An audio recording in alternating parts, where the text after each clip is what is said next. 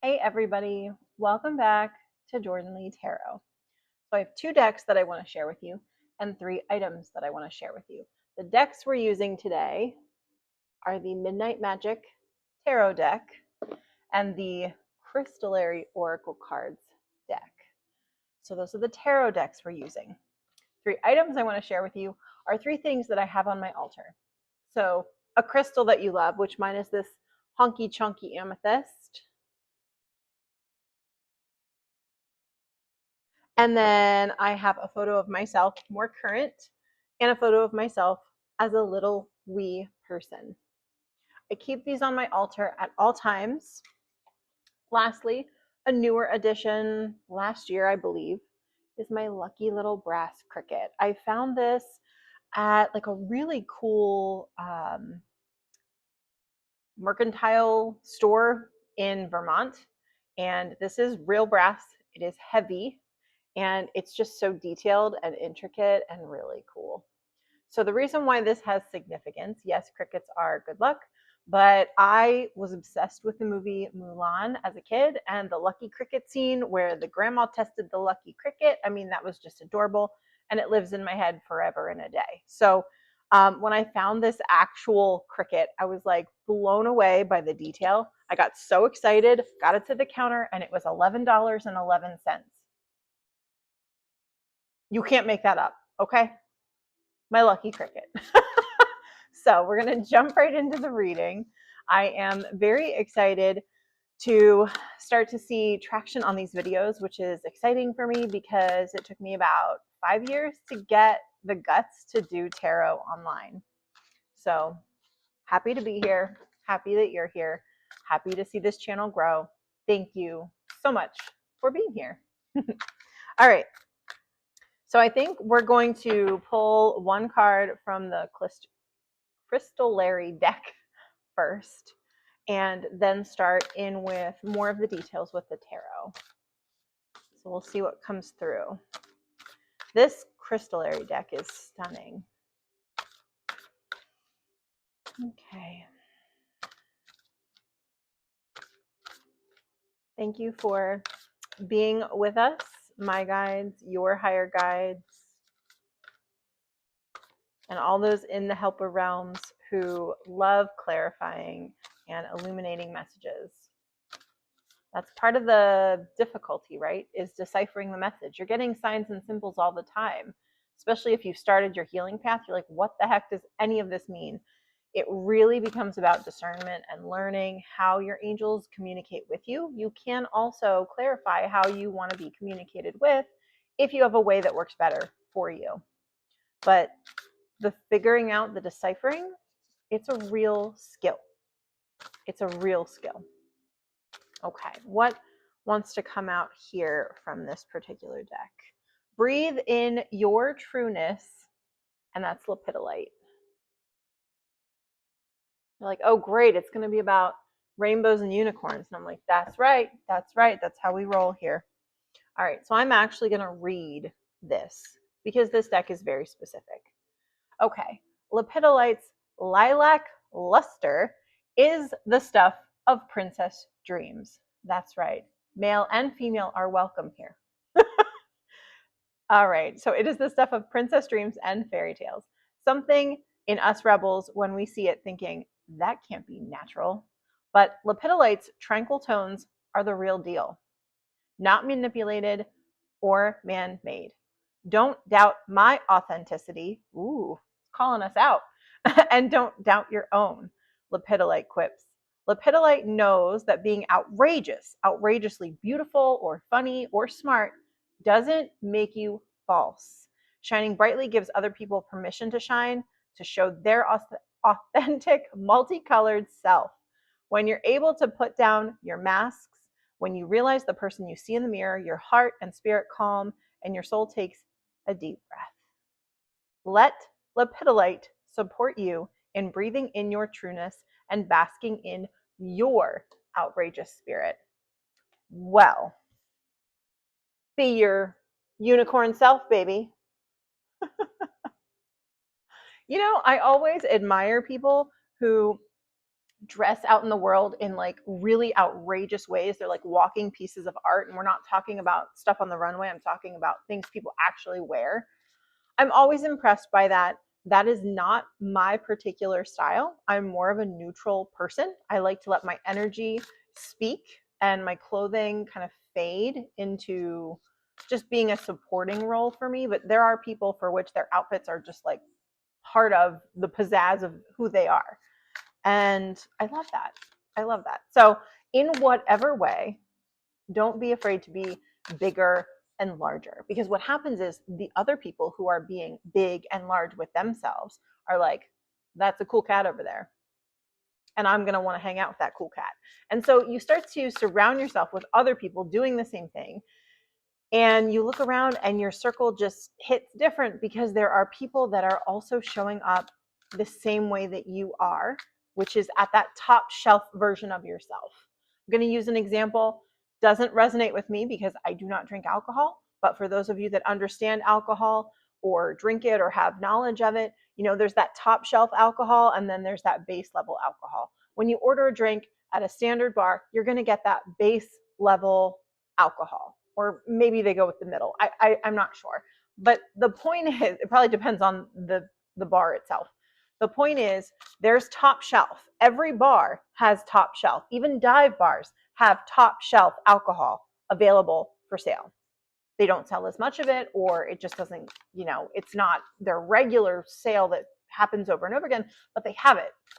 So what I'm getting from Spirit is understand that there's a version of you that is top shelf you. It's your highest timeline you. And it's up to you if you want to be there.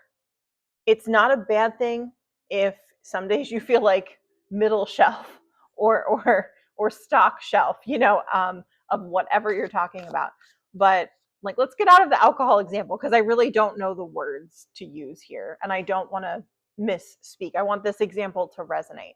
There is that highest timeline that you are changing yourself to meet. You're meeting you. You are meeting you at that higher timeline. And so I think this is saying to the collective that really wants to get there, and you have to do a lot of work to get to that top shelf you, because you don't start out that way. You have a lot of filters, you have a lot of difficulties, you have a lot that you need to, I don't want to say fight through, but challenges that you put in place for yourself based on your story to get you to the top. And isn't that a beautiful thing? Right? And this is the collective that has probably been through a lot of that already. So I'm talking to you going, good effing job, right? It is okay. You now have permission, not that you ever needed it, even the day you were born, to be this amazing person. But at any point, you can decide, oh, right, that's who I am. I'm a freaking unicorn, you know, like you get to decide that. And again, for masculine energies that are here at this reading, the whole point is that there is a beautiful, virile, stallion version of you, okay, that you want to embody. And that's beautiful too. So it's okay to get there. It's okay to get there. And sometimes I think we're afraid to get there because we're like, oh God, then what? Then you get to live like that person for the rest of your days on this planet. So I have decided to be a unicorn. Would you like to be a unicorn with me? All right, Spirit. What does the tarot have to say about all this? 2 of Wands, 7 of Swords, 4 of Cups, 9 of Wands, Spitfire. Boom, boom, boom. All right, I'm going to show these cards to you. I'm not going to lie, that 2 of Wands one always grosses me out. They're beautiful cards, but some of the mushrooms on here, I'm like, ooh, that's kind of weird looking. So I'm trying to like get out of the way. All right. So what I'm getting with this particular opening, right, these are the cards that popped out initially, are that there are 2 versions. Let's just simplify this and say 2 versions of you. The person that's not living to that higher timeline and the person who is, right? And there's this Seven of Swords energy about this card mostly comes out, again, especially in these collective readings, this comes out as a strategic move. You feel like you have to be very strategic, okay? And what I'm hearing is to get from where I am now to get to where I want to be, I have to be very strategic. I have to plan this out. I have to like move very particularly. And I think what I'm getting from this particular message is that you don't need to be so specific. It's not like if you make one misstep, the landmine blows up and you have to start over. It's more like you're remembering who you always were, okay? Who you decided that you wanted to be. And it doesn't have to be so strategic. There's a soul remembering of who you really are, of all of that beautiful information, all of those beautiful reincarnations, all of that knowledge that you gained from all of those beautiful reincarnations. It's not as strategic as you think. It's a natural becoming or a natural shedding to re-become, however you want to look at it. So the Four of Cups card is definitely something of rest. Typically that is the Four of Swords card, but for whatever reason, I'm getting that for the Four of Cups card. It's rest. And then the Nine of Wands. Okay, so I think this is talking about almost a defensiveness, right? So like, what are people going to say when I show up as my unicorn self? You know, I kind of need to hide this. I need to cool it, right? And this kind of looks like fire. I need to cool my jets. You don't need to cool your jets. You can come in as a flaming unicorn if you want to. And again, there's an intensity. People are afraid to be intense because then people say, oh, you're too much, you're too intense. Who cares? That's people who aren't living to the fullest. Other people living to the fullest are going to be like, right on, intensity, love it. Whether that intensity is about your love of mushrooms or your love of unicorns, it doesn't really actually matter, but that you're intense about it, you have a passion, you're going for what you want, and you're not settling for these lesser versions of things that are like, I mean, this is nice, but I know I deserve more. So that intensity is cool, man. Be intense. Let your let I can't speak today. Let your intensity show. I actually really like intense people, but again, you have to, maybe there's a slight bit, it's not even strategy, it's just nuance. You know, you have to know how to use that intensity. You can't just like blast people with it. But I think this message is a message for the collective about allowing them to be intense. These are probably people who are more quiet, who need the message and permission to be a little louder. And, you know, this was something that I know in my particular family was a wound. It was like, be quiet, do not make a problem, do not let people know your most basic needs, because then you are a problem. You are creating some sort of discord that doesn't need to be there. Just deal with it yourself. And this is an energy that really doesn't serve anyone. And I know that a lot of people have that kind of wound. The whole children should be seen and not heard thing was a whole epidemic that a generation of people growing up were kind of like, just shut up. Like, don't talk about my needs. And we're not there anymore. The whole point is evolution is evolving. So I'm going to take this to Mother Earth because she's awesome. She has her own consciousness level. And as her consciousness level rises, the beings on her need to rise in consciousness as well, or she's going to like sneeze them off of the planet. She's going to make it so uncomfortable, so unbearable for you that you're just not going to be able to exist. And again, this isn't happening instantaneously, but you're going to find that there are people who are either going to be curmudgeons that exit themselves off the planet for whatever reason, or they're going to have these kind of, I don't want to say rapid, but potentially like rapid change in personality where they choose to grow. They choose to do that inner work. Typically for a lot of people in older generations, it means kind of taking accountability for the fact that things were this way, but now they are a very different way and they need to modify, and that's okay. For those of us in our 30s, right now we have probably been through change most of our life. We've never been able to get stagnant because things always like upshift, upshift, upshift. But people, once you're like 45 and above, I feel like based on the time frame, depending on your story, it's not everybody. There's no, perfect organization to this. But there are certain people that were born at a time where they were able to solidify into something, and then they have to like come out of that, which is probably a lot more difficult. Whereas I don't know about you, but my whole life has been like change, switch, change, switch, change, switch, change. I'm just trying to like find solid ground. But my life has been clicking into higher gear forever. Forever. And again, that doesn't always mean that my life looks more glamorous as I go. It just means that I'm learning more, I'm growing, I'm being pushed. I don't really have a choice. And I think that's what we're getting at.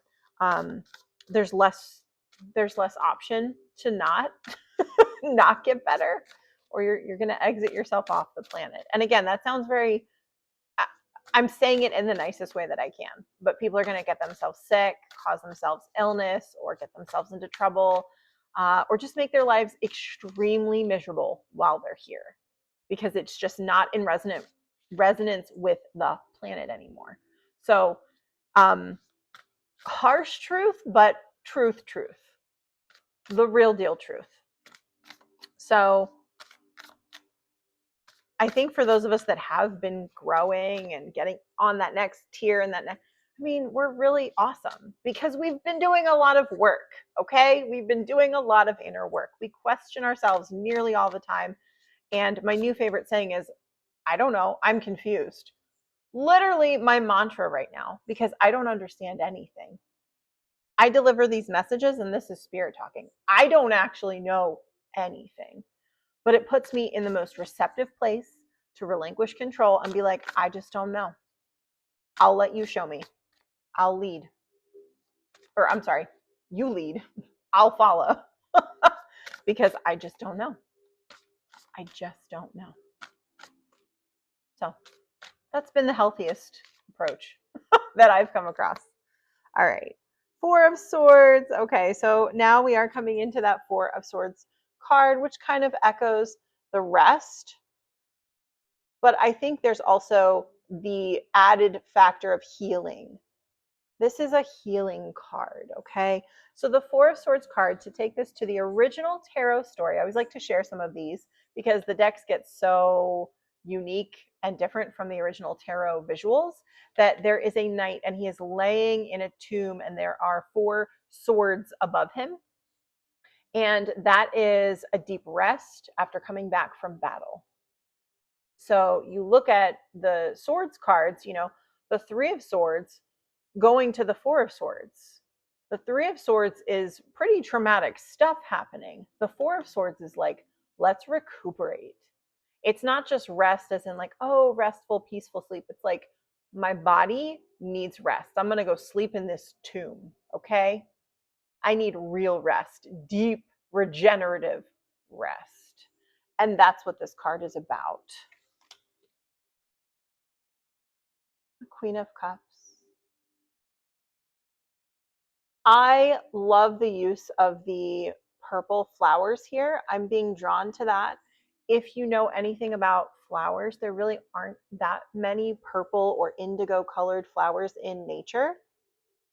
It's just a very rare color. So my eye is being drawn to that on this card as something of significance. The Queen of Cups card in this particular deck feels about the same as, it feels like an extension, if that makes sense, of this card. It's a deep rest, but it's a nurturing of the self. I really believe that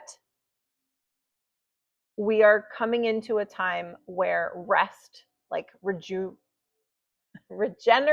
rest, I'm having such a hard time talking today. Regenerative rest is what is needed to come into this state of nurturing.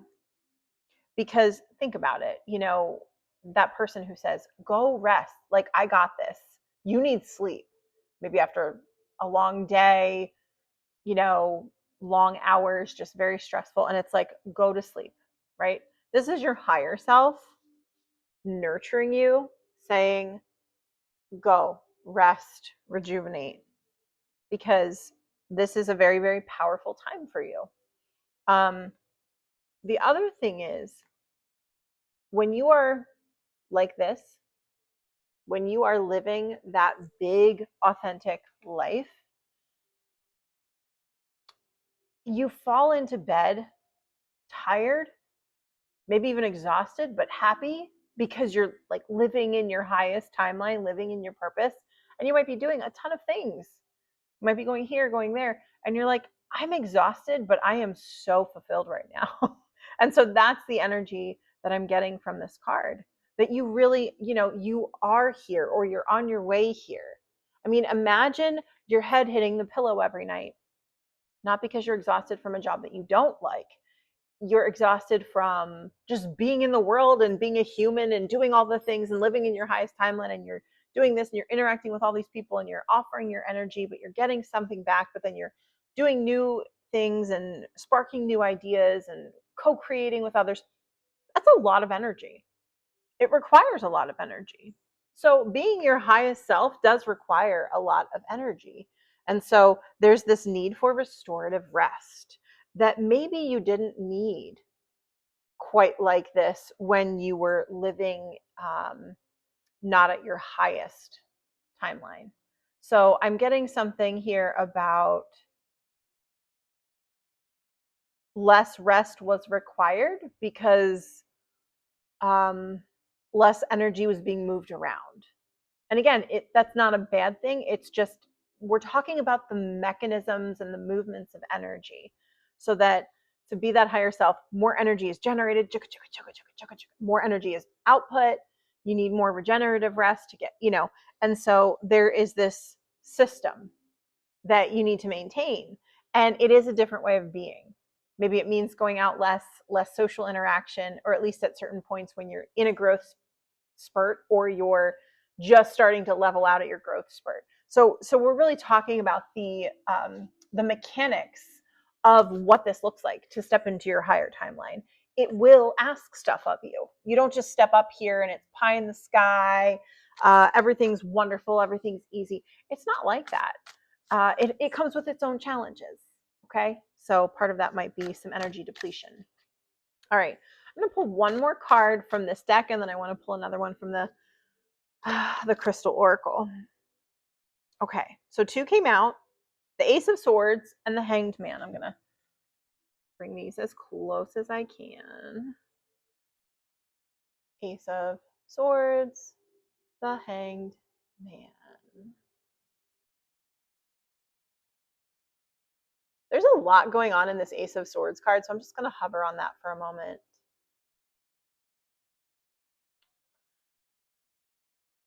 I look at these cards and I still marvel at them. Like, they're pieces of art. So I think this is intention. The Hanged Man card here is making sure that your intentions are clear. Okay, this Ace of Swords is just like slicing down through to the truth of it, to the base truth of whatever is going on in this situation. And I feel like that takes time, that takes a pause. Maybe this also speaks of just what it feels like to be more intentional. You move a little slower because you're moving with intention. And so this is that pause before you send that email back on, maybe it's an email that you would have normally rapid fired back something not so kind, or maybe it's a really great opportunity that came your way. And you're like, oh, and you get excited and you want to like quick respond right away. But there's clarity in knowing that, hold on, let me make sure that I have enough time to dedicate to this exciting thing because I've got all these other exciting things going on. Well, I've been meaning to step back from this thing so that I could move forward to things like this. Okay, this is in alignment with where I'm going, right? And so in that highest timeline, you're still moving around a lot. I don't want it to feel like you get up on your puffy cloud and you just float around and everything's okay. There's still a lot of changing things happening in your highest timeline. There's still a lot of interest. Okay, you're not just, oh, I've arrived, I'm floating on a cloud, everything's kind of boring. And no, no. If anything, you're collaborating with more people that are like you, that have ideas, that want to do cool things. And that's when I get excited, because the truth is, right, whatever your belief about creator energy, we are creative beings, created from a creative being.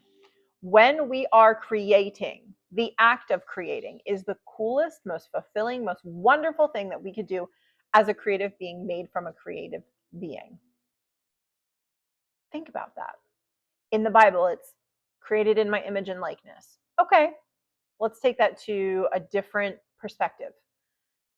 If I was made by a creator and I feel so fulfilled creating, whether that be birthing life, physically birthing life, or birthing a business idea, or birthing a charity, or just birthing a new way of existing in your own life, even if you're doing things that are more traditional, having a family, going to work every day. You can do those things from your highest timeline in a very high vibrational place. So that higher timeline does not always mean you're driving well, you wouldn't be driving. You'd be riding in your yacht, right? With your person driving your boat, with your captain. I don't know words right now. You'd be in this like lofty space. Sometimes your highest timeline looks a lot like your current timeline, but your inner guts are organized in a way that you realize everything is sacred.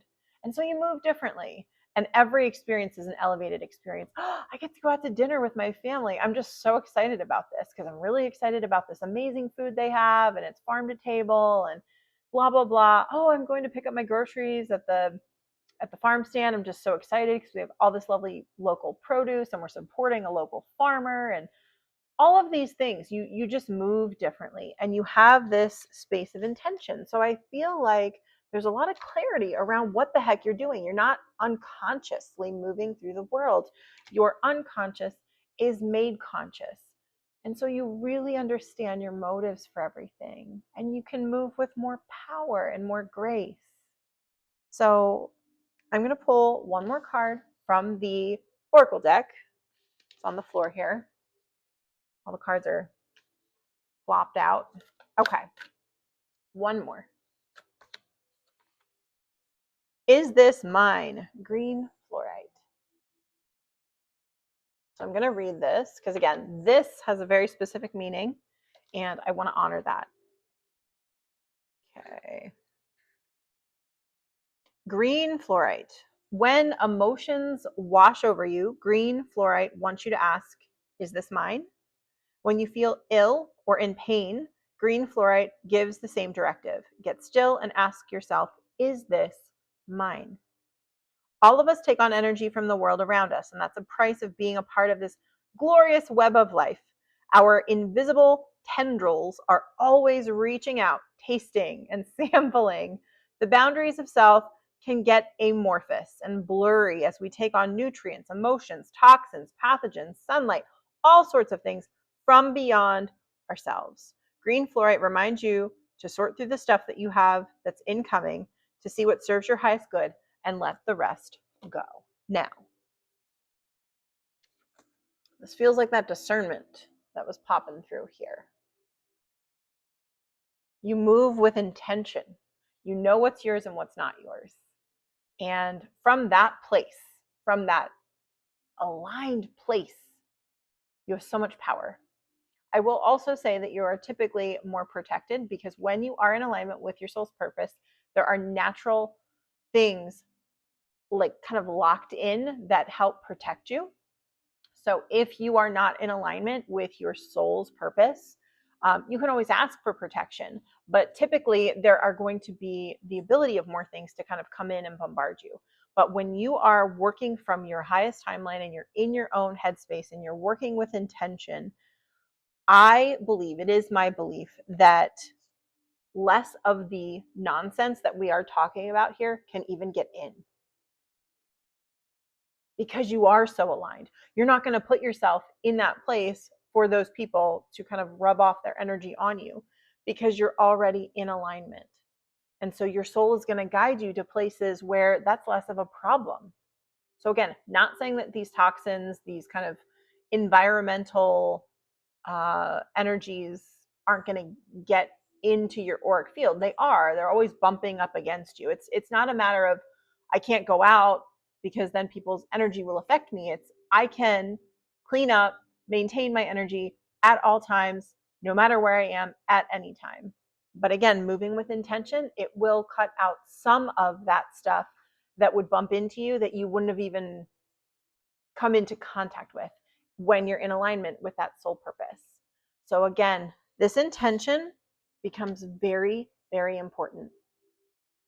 And that, covering my nail, that Hanged Man card is the character, the fool, hung upside down, his foot roped up in a tree, and he put himself there. He wanted to gain that perspective. He wanted to see the world inverted so that he could understand it. And sometimes that's part of our path to getting to our highest timeline. We have to see what we don't want to see what we do want. I have to see and experience a terrible relationship so that I can now be like, okay, now I know what I really truly want. I can get specific. I can hold that intention. And then when I meet new people, I know, oh, I want to continue forward meeting this person, getting to know this person, going into business with this person. Or you can say, this is not of my highest timeline. And so that cuts out a lot of the stuff that would enter your energetic field anyway.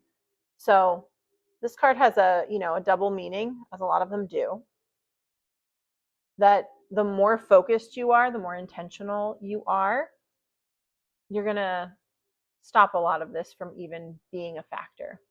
Now, to come back to end this reading, to say that, ultimately, there is no strategy involved in the process that will lead you up and up and up. A lot of times there will be things that you're brought into, situations, relationships, jobs, that really push you to ascend in that ladder. And I think, again, those of us watching this video have already been through multiple rounds of this. But it's not a matter of, I'm going to do this wrong. I can do this wrong. I can make it. You're not really actually going to make a mistake. Okay? You are inherently protected by your own plan, as long as you're continuing to step up and up and up. And again, things can get a little, I'm going to say slushy, messy down at the bottom. But the more you make those hard choices and enter into that next step, again, that next step is typically going to scare the shit out of you. Okay. I don't know how else to say it. I'm currently in the process of taking another step forward that is scaring me. And, I just moved. I've only been here 5 months, and I'm being called to make another major change in my life. And I'm just like, can I ever get a break? Can I ever stabilize? And so I'm just, as I said in my last video, this is a trust fall exercise with the universe, just going, okay, the signs have been made so very clear. I can interpret them. I've used my intuitive discernment. I know that the signs mean what I think they mean. And now I'm just waiting to lock into place with alignment and timing, and I'm letting spirit lead, with that stuff. So, but again, there's no strategy involved. It's just, you're going to remember deep things that feel right. You're like, oh boy, this doesn't look right on the outside world, but like, I know this is right for me. That's what I'm talking about. No strategy involved. Your heart will lead you where you need to go. So I hope this message had value for you guys. I hope you have a beautiful day. And yeah, stay sane until next time.